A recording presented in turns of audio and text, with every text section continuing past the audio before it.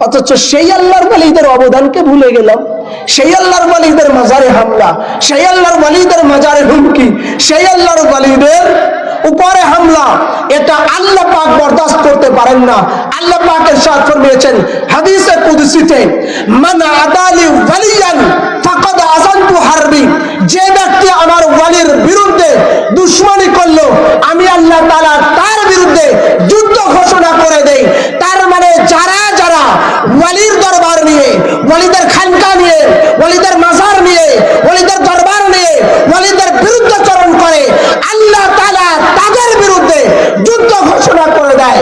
তা তোমরা যদি আল্লাহর ওয়ালিদের বিরুদ্ধে যাও, আল্লাহর ওয়ালিদের খানকার বিরুদ্ধে কথা বলো, আল্লাহর ওয়ালিদের উরুসের বিরুদ্ধে কথা বলো, আল্লাহর ওয়ালিদের মাজারের বিরুদ্ধে কথা বলো, আল্লাহর ওয়ালিদের নিয়ে তিরস্কার করো, আল্লাহর ওয়ালিদের দরবার নিয়ে হিংসা করো, মূলত তোমরা প্রমাণ করে দিলে তোমরা আল্লাহর দুশমন, আল্লাহর সাথে তোমরা যুদ্ধ করতে চাও।